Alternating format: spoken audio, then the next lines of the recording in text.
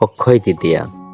আমরা বিভিন্ন তৃতীয়ার কথা শুনেছি, বিভিন্ন অক্ষয় তিথির কথা শুনেছি, কিন্তু আমরা অনেকেই এই অক্ষয় তৃতীয়া এই কথাটির সাথে পরিচিত না।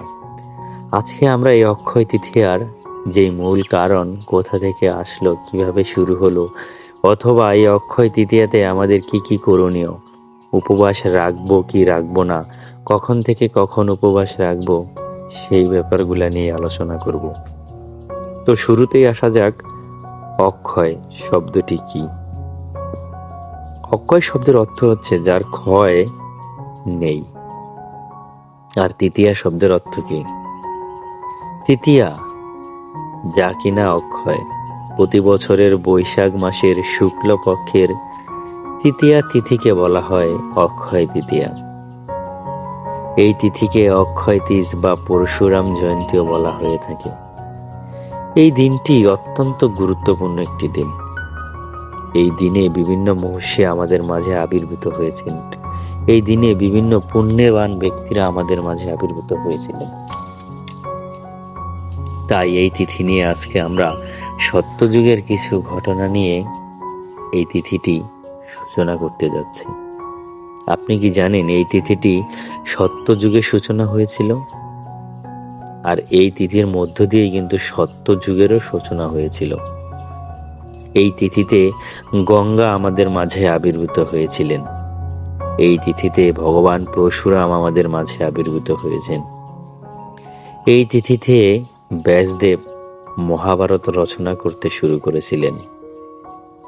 এই তিথিতে ভগবান ব্যাসদেবের যে মহাভারতের পুণ্যবান কথাগুলো শ্রীকৃষ্ণ বলেছিলেন এই তিথিতেই। এই তিথিতে মা অন্নপূর্ণা আবির্ভূত হয়েছিলেন। এই তিথিতে তাকে পূজিত করার জন্য যে নিয়মকানুন, সেটিও এই তিথিতেই আবির্ভূত হয়েছিলেন। এরকম হাজারো কথা, এরকম হাজারো পুণ্যবান এই দিনটি। এই দিনটি অত্যন্ত গুরুত্বপূর্ণ। অতএব আমরা উপলব্ধি করতে পারছি যে অক্ষয় তৃতীয়া তিথি পরম মহিয়াময়।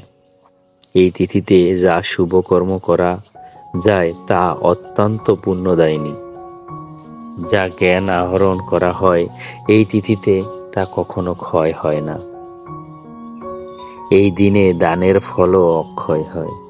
স্বভাবতই মনে প্রশ্ন জাগতে পারে যে এই তিথিতে যদি ইচ্ছা অনিচ্ছা বা অজ্ঞানে যদি কোনো পাপকর্ম করে ফেলি, তবে সেটাও অক্ষয় পাপ হয়ে কর্মফলের খাতায় লেখা থাকে। তাই সতর্কতার সহে এই দিনটি আমাদের পালন করা উচিত।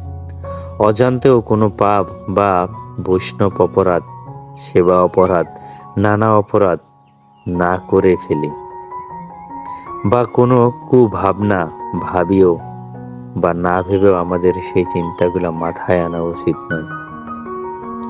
তাই এই পুণ্য তিথিকে ভগবানের সেবায় আমাদের দান করা উচিত। তাই এই দিন উপবাস থেকে সকাল থেকে সন্ধ্যা পর্যন্ত পরে ভগবানের সেবা করলে এই দিনটি শুভ হয়। অথবা যদি কেউ না পারে, তাহলে অর্ধবেলা উপবাস রেখে ভগবানের কাছে নিবেদন করতে হয়। তাই সকলের এই দিনটি শুভ হোক। হরে কৃষ্ণ।